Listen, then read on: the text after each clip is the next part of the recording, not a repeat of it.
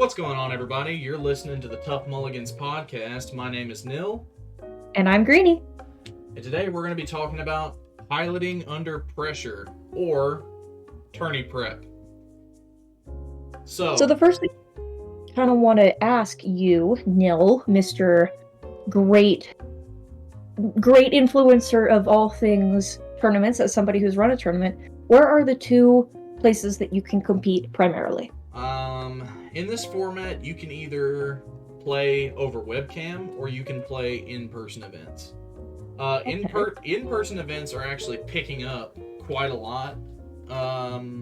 There's not nearly as much need to be on webcam as there used to be. A lot of places are actually picking up the format and realizing that, oh wait, it's actually kind of real. Maybe we should let people play the format.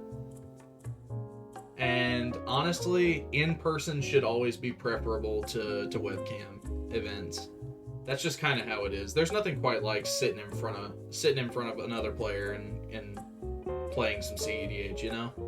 I 100% agree. There's nothing quite like looking at your opponents and watching their faces just drop as they realize that your 17-piece Hayam or like Yisan combo just comes together and they go, wait a minute, this isn't supposed to do that. What are you doing? And then you win.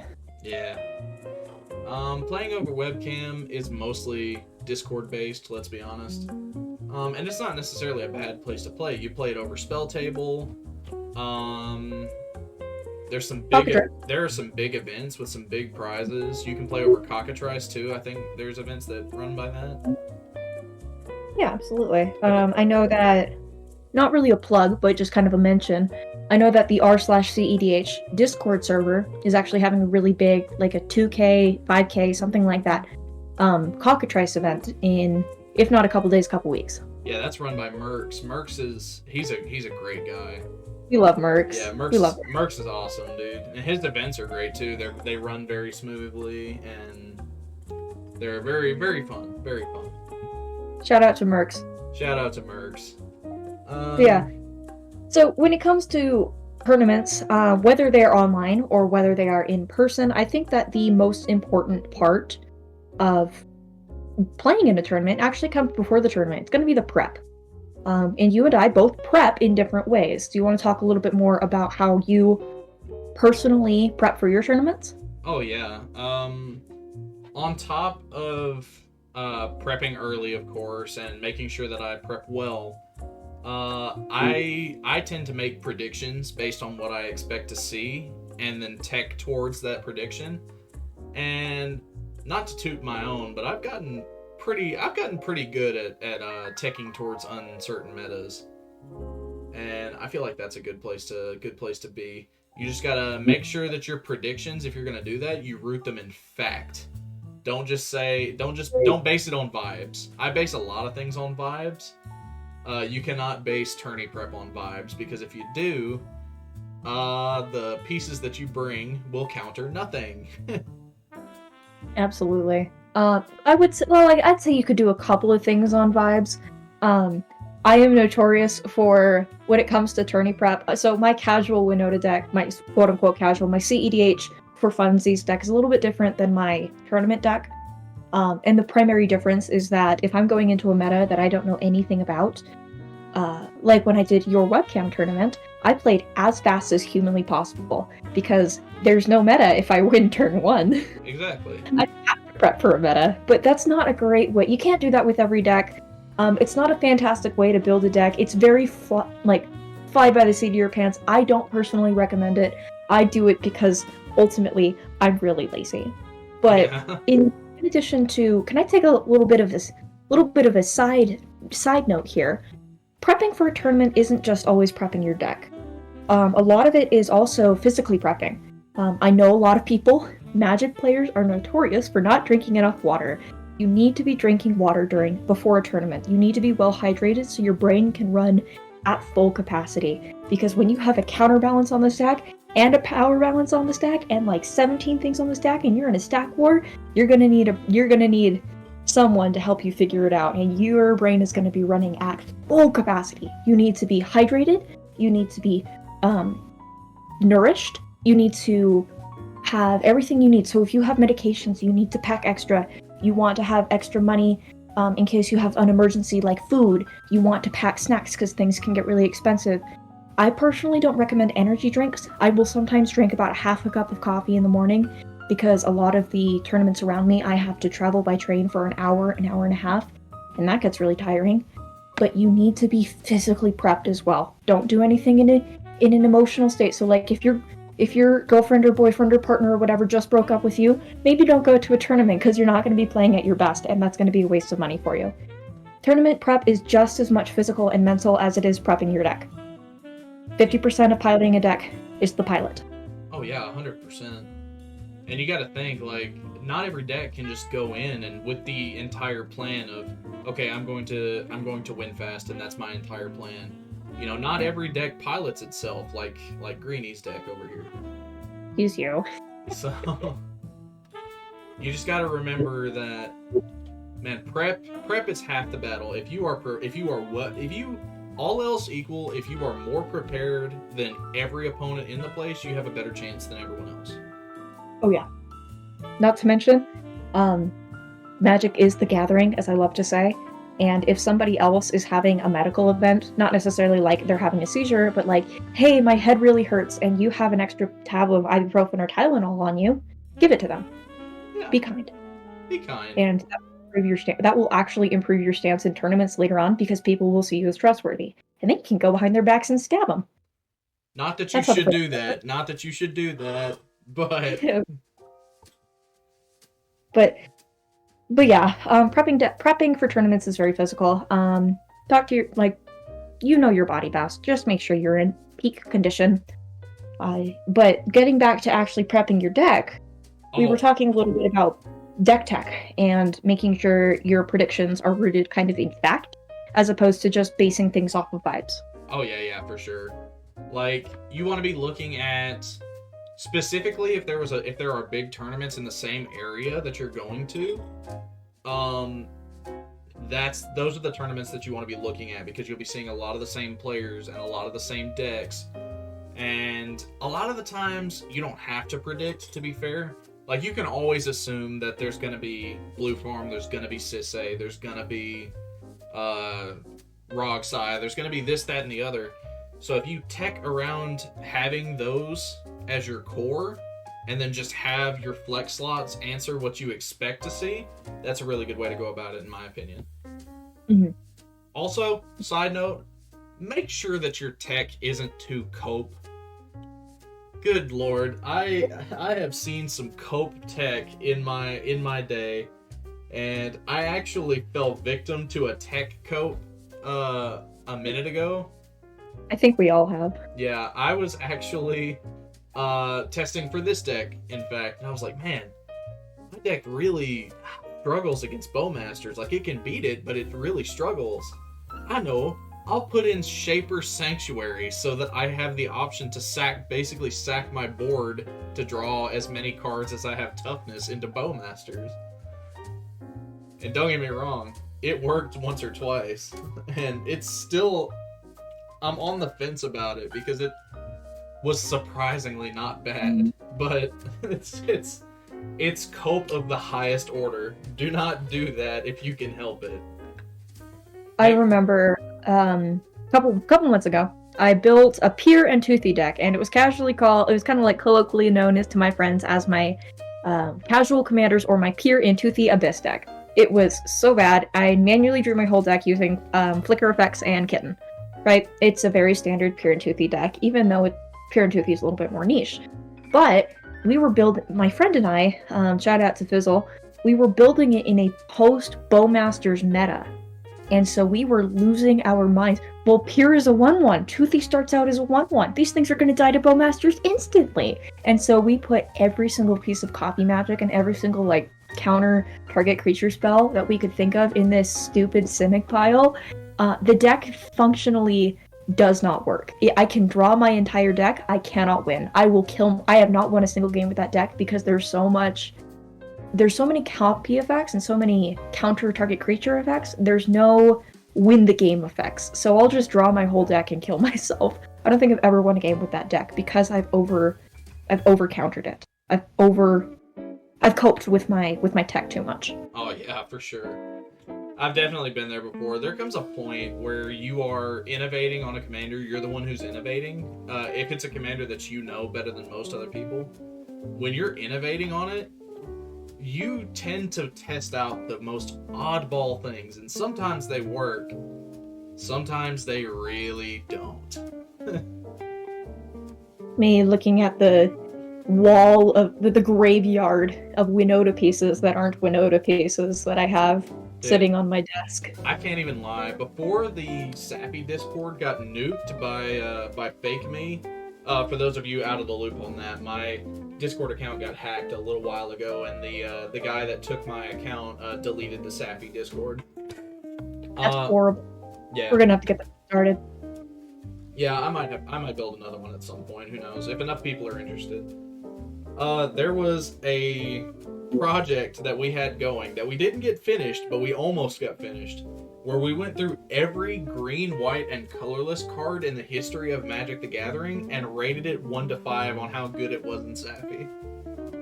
Yeah, that's a little much for me. We got about 7,500 cards deep. It was pretty wild. I think the point of all of this is that you kind of yes, countering things and building specific synergies is really fun, but you can't go haywire with it. You have to keep your cool. Yeah. Another part of it is, we kind of mentioned this, is sometimes people get scared of decks, and so instead of researching anything about the decks, this is what I tend to do. I'll look at a deck. Like when I saw a Karakashima deck for the first time, I looked at it and I went, I don't know how you win. I don't plan on knowing how you win. And I think I sent it, that specific game, I sent it turn 2 and I won. But most of the time, that's not how you're able to do it. So you have to keep it cool. You have to learn what your meta is, and you have to play against it. But at the same time, don't play everything out. Don't ever look at a Sisay player and go, you shouldn't activate Sisay with 5 mana open. You know why? Because I have an Aven Mind Sensor in hand. What are you gonna do now? Or just don't do that. That's dumb. Yeah. You gotta have to play close to your chest, which sucks, especially if you're a big talker like me.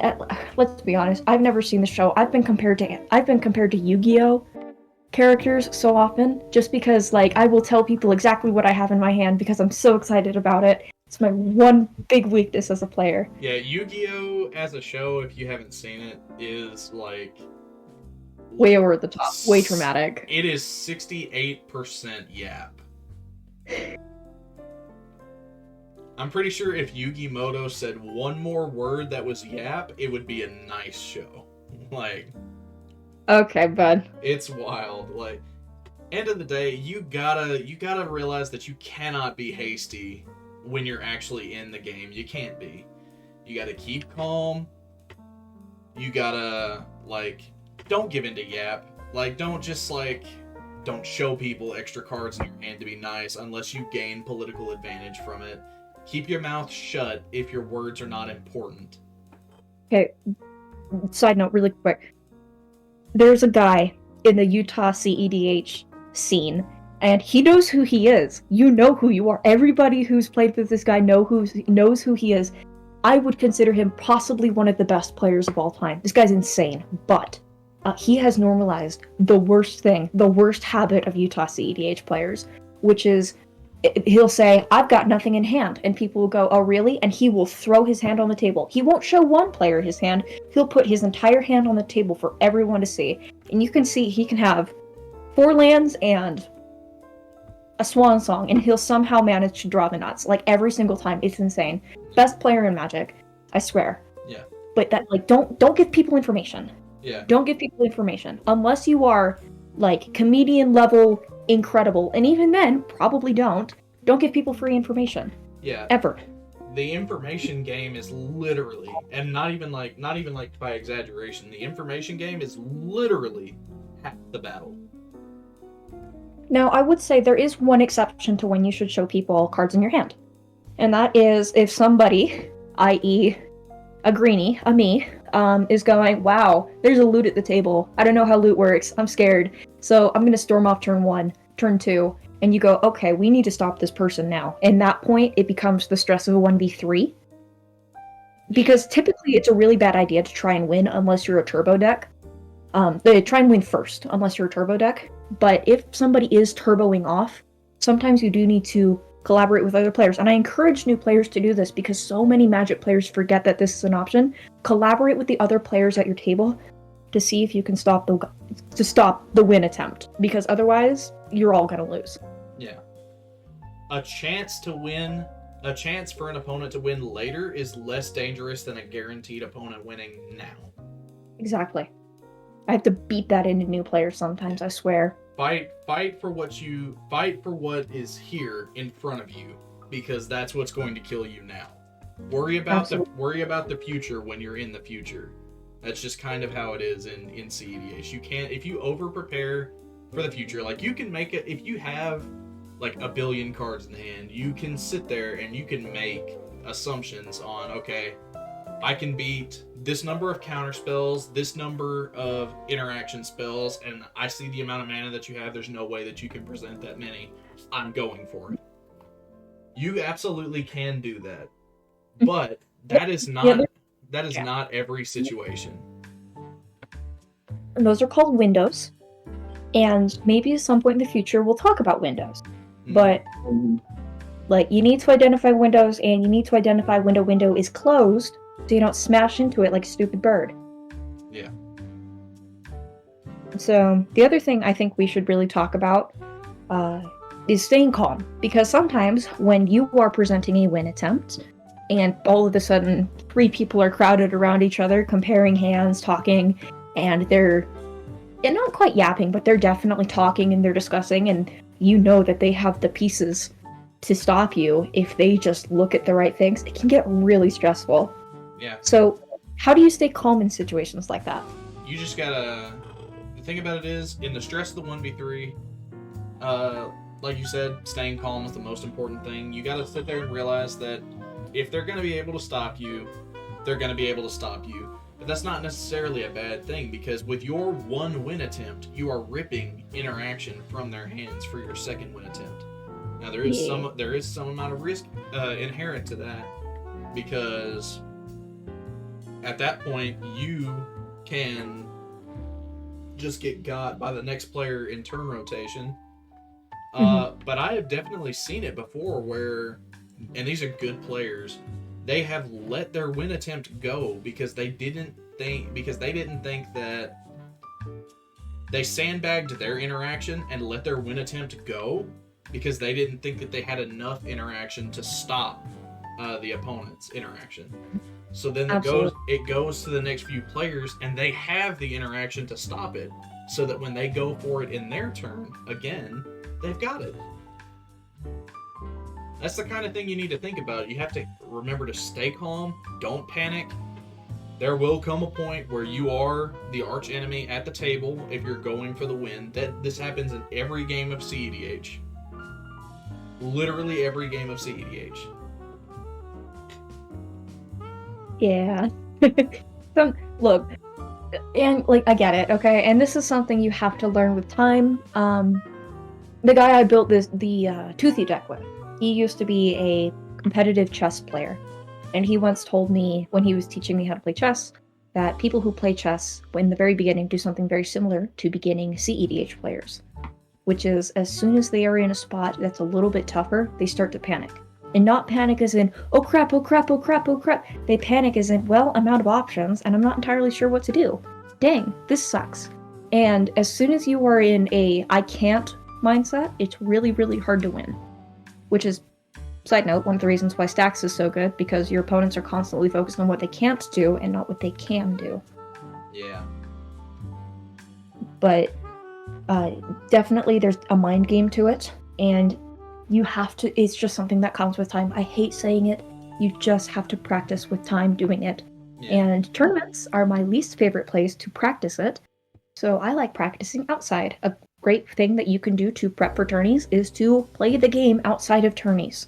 Oh yeah. Play the game with your friends, play on spell table, play on trice, I don't care. Play the game, learn your deck. because no matter how straightforward you think your deck is, there's gonna be a weird interaction and you're gonna have to know it. I promise you. Every single deck on this planet has a weird interaction. Yeah, and the only way to know is reps. Get reps in. However, even if people are stressing you out, there actually comes a point where you're able to call a judge on them. And the first one is the unsportsmanlike conduct call. And that is, it's a little bit hard to define because everyone has a different point. But if somebody's acting aggressively, not assertively, but aggressively, if somebody is bullying you, if you are LGBTQ plus and they are misgendering you, or if they are throwing slurs at you, or like literally anything that makes you uncomfortable, you can call a judge on them. And they can, and you can say, hey, I need you to stop talking. And a judge will say, yeah, you need to stop talking right now.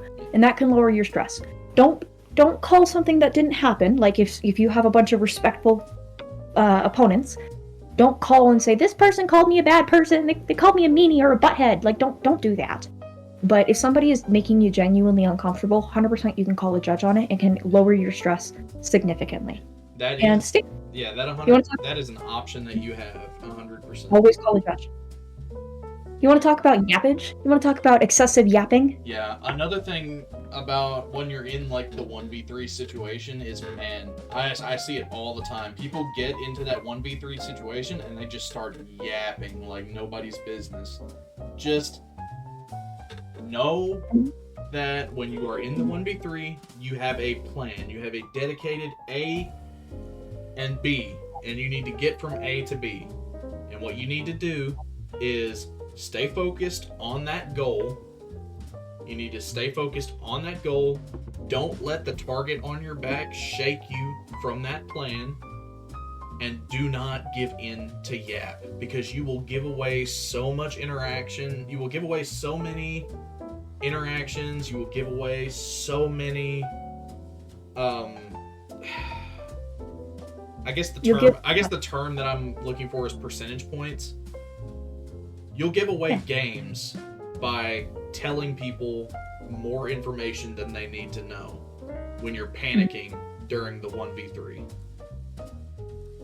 So another thing is, this is a very recent development, and sometimes it's called the yappage rule. At least in my meta, it's called the yapping rule. You can now tell people to like shut up. Like in the rules of Magic, you can tell people, "Hey, I need you to can it." And what the circumstances are for that are a little bit specific. So if somebody is attempting to make a deal with you, hey, Nillstan, if you don't counter this Drannith Magistrate, then I won't lay down this Orcish Bowmasters and kill your entire board. And Stan can say yes, or he can say no, or he can say maybe, or whatever, right? But the second he says no, if he is active player, if he says no and I say, but come on, please, and I try and show him more information, or I try and persuade him in any way, shape, or form, he can call a judge and he can say, this person is continuing to talk after I have denied a deal. And you can actually call a judge. Please don't, you can always say, hey, I've denied the deal.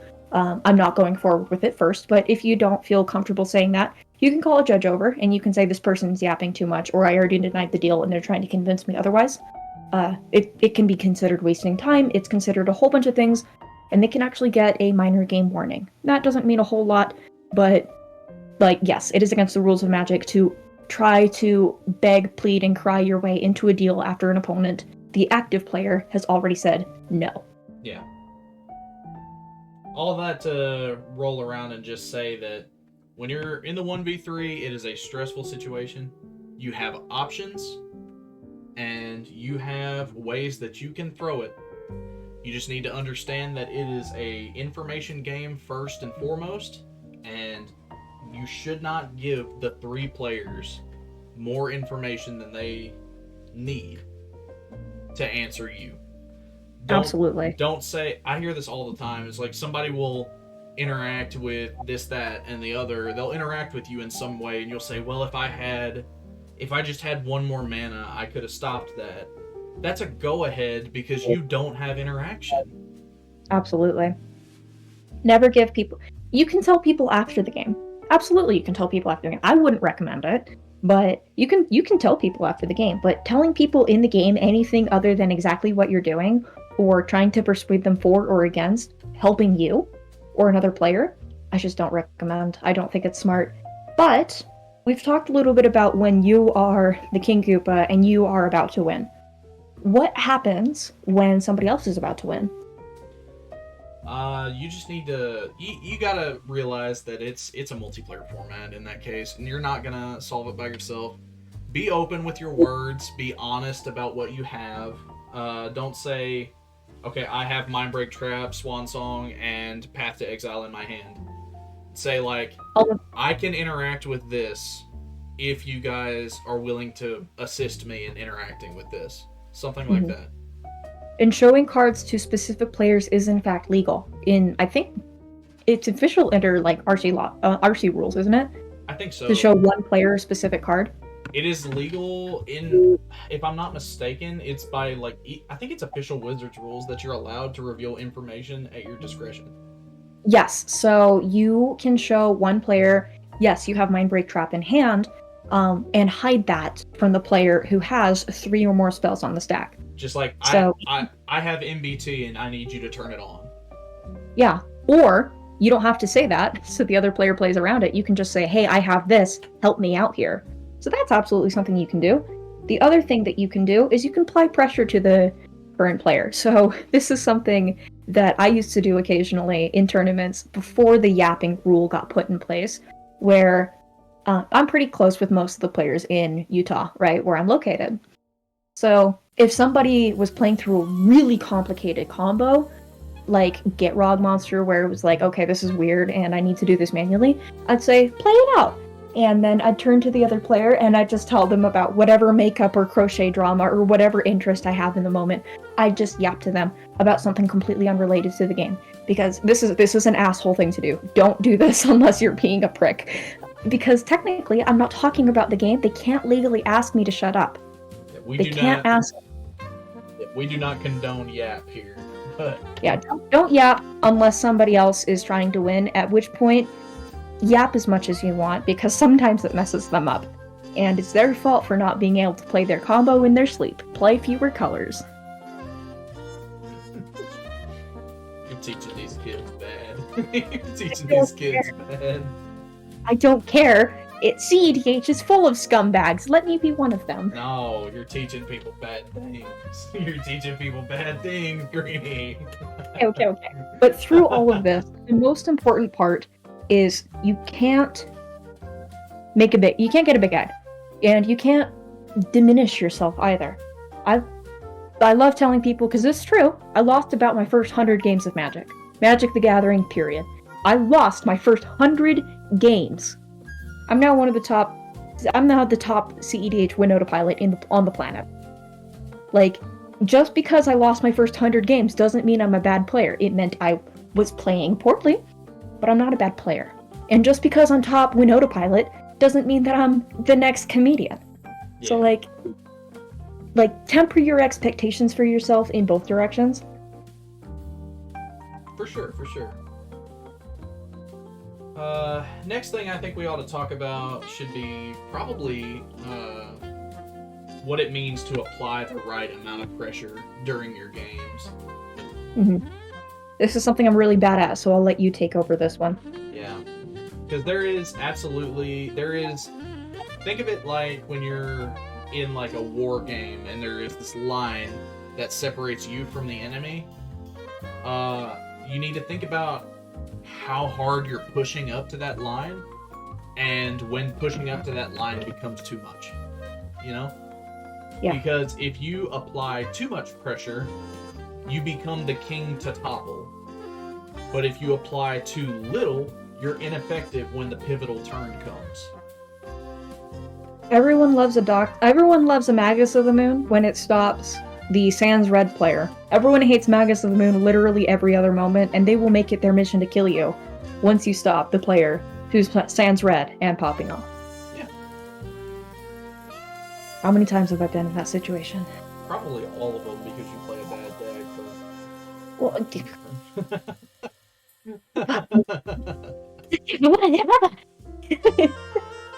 you're not wrong.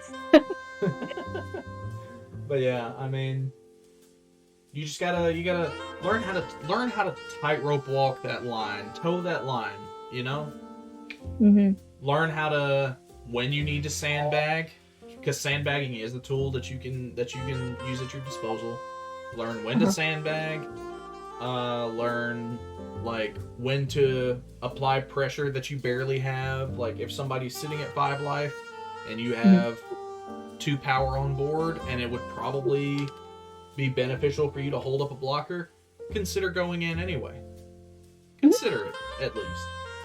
Because there comes a point where applying pressure to the kings at hand, when you apply pressure to the kings at hand, you can be a part of what topples them, which gives you a chance to take the crown for yourself. Yeah. You have to know when to take a small hit, when to kind of poke the bear, and you have to know when to hit him with a chair. Like you have to know when to take it, and you have to know when to dish it out. Yeah. Absolutely. One of my favorite. And that's yeah, go ahead. I didn't mean to interrupt you. It's a skill, and with everything, like everything, this is a skill that needs to be developed with time and practice. And there's going to be plenty of times when you throw to ad nauseum because you didn't realize that was secretly also an ad nause deck. And, oh no, too bad. Go next. Go again. But you're going to learn eventually, and once you learn, that's when you'll be the king at every single tournament. That's when you'll become the best you can be. Yeah. I mean, one of my favorite things to do when I'm doing this is, like she said, take a small hit. Like when one of your somewhat important things are being dealt with, sometimes it's okay to let it go. Take that small hit. Let them use their interaction. Take that small hit so that you can swing back harder because you didn't spend resources. It's important to fight over what's actually important. Like if you see, this is one of my biggest. This is one of the things that I'm a huge fan of. And it's a classic cEDH thing. Remora on 1 gets misstepped. And I think that is a fantastic example of spending your very limited interaction on what's important. Because if you let somebody have a turn 1 Remora, there's gonna be one irresponsible player at the table. There's always gonna be someone. Player's never me. I don't play non-creatures, but there's always gonna be someone. Yeah, there's gonna be someone who's not playing a creature deck, who doesn't care and just wants to jam. And there are times when you should jam, and there are times when you are going to throw the game by jamming. And a lot of these players do not understand where that line toes. So it's your job as the quote-unquote better player to see these players, know what they're going to do, and be ready for it. And here's the thing that you can do. This is something that you can, and I encourage you to do. Outside of a tournament, or in a tournament after a match, if you're new, you can say, hey, I'm new. I don't know how Gitrog wins. Can you explain the deck to me? And a lot of times, people who play cEDH are actually pretty nice. So, most of the time, at least in my areas, if you are playing outside of a tournament, and a Gitrog player sits down from you, or a Tayum player sits down from you, actually the one I'm thinking of, he'll take the time to sit down with you, and he will break the deck apart, and he'll say, this is a way I can win, this is a way I can win, this is a way I can win. Don't be afraid to ask questions. Most of us don't bite. Yeah. So, don't feel afraid to ask questions. It's never a bad thing to ask questions. And I can't tell you the number of times where I played that. I'm just a silly little thing. I don't know what cEDH is. I play a Boros deck. I don't know how to win. And then I go, how does your deck win again? And then in tournament, they'll just lay their entire plan out for me. And I go, haha, great. Even Mind Sensor, Granite Magistrate, Blood Moon. You can't win anymore because your entire deck revolves around the concept that you just explained to me. Eat shit. Yeah, I mean, asking questions is a really good way to get free points, honestly. Yeah. And that's not to say that taking advantage of other people's kindness is a good thing, but it is a strategy that you can do. Yeah. It's something you have to like do. It's a very occasional thing. You don't want to garner a reputation. You don't want to never do it. I think it's a bit like liquid smoke. Just a dash every once in a while and you'll be fine. Doing it too often and your food's gonna taste terrible. Don't do it enough and I mean you probably won't notice the difference, but sometimes a little bit of it is a little something extra. It's a little something. It improves the overall quality. There is a time and place to push your political favor. Mm-hmm. Yeah, there absolutely is a time and place for it. The other thing you can do, and you can do this in tournaments, depending on the player. This is very dependent on pod makeup, but this is something you can always do out of pod, out of tournament play. Ask other people, where can I improve?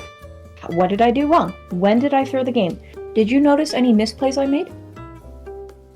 100%, you can do that. That is allowed. I encourage it. Like, this something my friends will do in tournaments is during top 16, top 4, like during these last rounds, is we will stand behind the other player, like the player who's active, the player who's sitting down, and if we're not in a pod, and we'll sit and we'll take notes on our phone. Yeah. And we won't share them with the player because that's collusion and that's cheating, but after the tournament, we'll talk to them about their games. Okay, yeah. So I understand why you jammed right here, but if you had jammed exactly one phase earlier, it would have been safer, and here's why. Yeah. Get yourself a good pod. Get yourself a good group of friends, and just beat the snot out of each other until all of you rise stronger, like the phoenixes that you are. Rise from the ashes of your former selves. Yeah. And I mean, that segues pretty cleanly into our last point, that at the end of a tournament, when you're looking back on how you did and you're not happy with it, you have to realize that poor results are not the same as a poor showing. And they are room for improvement at the end of the day. Results are not everything. And growth as a combatant should always be the goal while you're improving at Magic. Oh yeah. Now, don't get me wrong. Sometimes there's 5K on the line, and you would have loved to win it, but nobody's gonna shoot you if you lose a game, and like it's fine if you lose. It's okay if you lose. Everyone loses. Let's be honest. This is a 4-player game. Even the best players lose 50% of the time. Yeah. Thing about it is, man, you gotta realize that. Winning is not everything in this format. Not while you're learning. It's not. It's your job to improve with every game. Oh yeah. And the biggest way to do that is to notice the faults in your own play and then build bridges over them. Speaking of losing, another thing highly recommend for new players is somebody says, I have it here, don't pick up. Especially not for things like Get Rog or other non-deterministic decks. Make them play it out.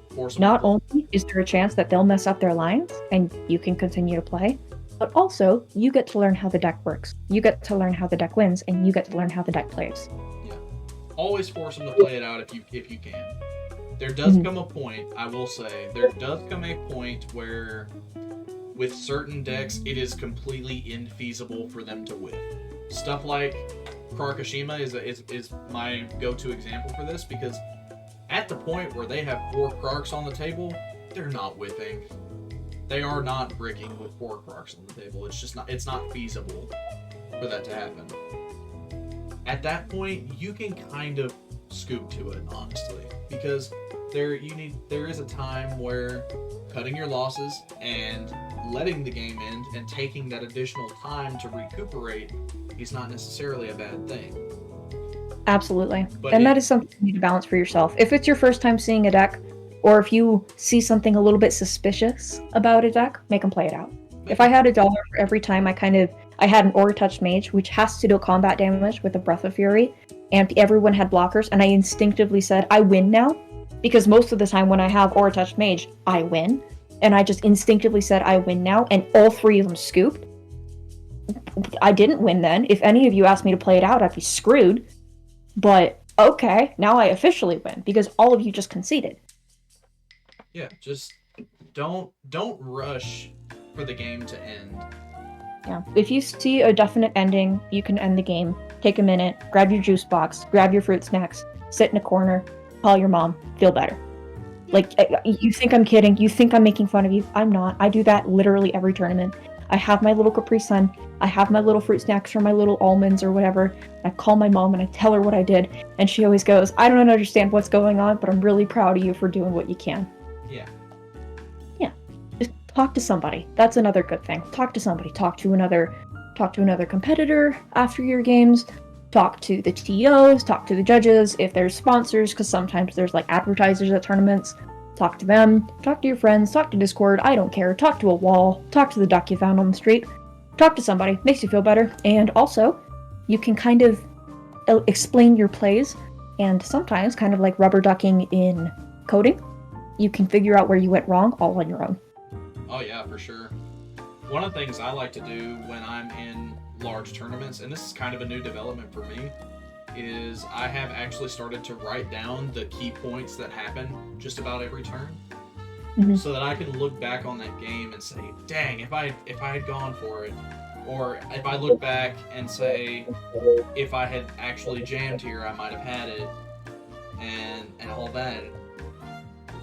Or if I had just kept my mouth shut, they wouldn't have known that I had this, and that kind of stuff. A lot of the times for me, putting it on paper is a good stress relief tool for me, because frankly, I can't remember a daggum thing after the game's happened. I play a really, really thinky deck, and man, when I have to go back and try to remember anything about the game, I remember nothing but the start and the finish. As soon as I play Noda with a trigger, I completely dissociate, and I'm like, you know what? Top 6 cards, top 6 cards, top 6 cards. I just go. I play Boros, I don't have interaction. Are you kidding me? Yeah. I have, like, deflecting spot. Maybe a red elemental blast. Yeah. So, always write down. I wouldn't say always, but if you can, write down some key things. You don't have to write down, like, okay, they laid down a tropical island, and then they laid down a mana crypt, and then they laid down a mana fall. You can say mana, and then board state, and then counter war. Just quick notes. Or you can do what I do. I'm bad with notes, so I take videos. Some of you know, I'm a little bit of an influencer, quote-unquote content creator. And I record videos every single tournament, and I record a little clip of that kind of sums up the game that I just played every single tournament. And sometimes they get really popular, so might be beneficial if you're also going for that whole content creator thing. Yeah. Free idea for all you content creators. One of the things that I like to do when I'm taking notes is I'll just sit there and I will rationalize it. I'll wait until it's my turn. I'll do my turn and then immediately start writing. I'll go and I'll shorthand it. I'll go like land, crypt, archon, and because I know my deck, I know what that means, and that's what's important, because these are your notes. It's just something to think about, just a little thing to help you bring that stress down, rationalize what happened, and where you can improve with it. And that's not to say that you shouldn't be doing this kind of stuff when you win, because the biggest thing to do about when you're doing well in a tournament, especially, is just don't get a big head, man. Don't like walk around like you're the greatest thing since sliced bread because you top 16'd a tournament. It's okay to be proud of it. It's okay to tell people. It's okay to be excited. But when you start to feel like you are better than other players, those are the players that are going to run you over because you acted in such a way. Yeah, if you brag too much, people will absolutely spike kill you. It's me. I'm people. I'll kill you if you brag too much. Yeah, they'll make you pay for it. Like, you think you're the best Nagila player in the world? Really? Suck 97 damage to the face turn 2. See how you like it then. Yeah, just don't get a big head about it, man, because yeah. Again, this is why we call our moms in the bathroom. Because you can brag to her and she doesn't care because she doesn't play Magic, presumably. And if she does, she's not in the tournament and she's not going to spike kill you. Yeah. Also, side note, speaking of bathrooms, you can ask a judge for an extension. You can call a judge over and say, hey, I need a tinkle, and go to the bathroom, and they'll give you a time extension based on how long you were gone. Just you absolutely can. Just tell the judge, hey, it's kind of urgent. We didn't have a whole lot of time in between rounds. I need to go. They literally cannot force you to not to hold it. When you have to go, you have to go. So yeah, I mean, that's just the long and short of it, man. Just when you are going to your first cEDH tournament, make sure you prep ahead of time, prep well, and if you're gonna do the prediction strategy like I do, make sure your predictions are not cope and are rooted in fact. Keep your cool in the game. Don't start yapping. Make sure. And remember, this doesn't reflect on you as a person or as a player. It just reflects on the game as an individual match. Yeah. You're not a bad person if you lose a game. You're not a bad person if you get a game warning or even a game lost because you accidentally made a mistake. You're human. Yeah. So is everyone else. Yeah. Who amongst us has not gotten a game warning? I cannot name one. Let him cast the first stone. Yep. Let he that is without sin cast the first stone. But yeah, I mean, that's about the long and short of what I had, you know? Just remember, my biggest takeaway from this that I want you guys to understand, results are not everything. A poor result does not mean you showed poorly. And you should be looking to improve in every single game. And my big takeaway from this, if you don't go to bed at a reasonable hour before the tournament, I'm going to choke you. Yeah. Take care of yourselves, guys. I'm serious. I can't tell you how many times I have seen players completely throw the game because they were a little bit eepy, or because they had a headache, or because or hungover. Like, so many different things. Take care of yourself. Tournaments are hard. They're like 12 plus hours. I'm gonna scream it from the rooftops until my lungs give out. Yeah, for sure. Just remember, work hard, study well, and eat and sleep plenty. That is the turtle hermit way to learn. Absolutely. It's totally not a quote from Dragon Ball. Don't even worry about it. I'm not gonna worry about it at all. I can't tell you how many times I've snuck Sailor Moon quotes into my daily life. Yeah. All right, everybody. It was wonderful to talk to you guys again. I hope to see you next time. My name is Nill. I'm Greenie. And we have been Tough Mulligans. We love you. Take it easy.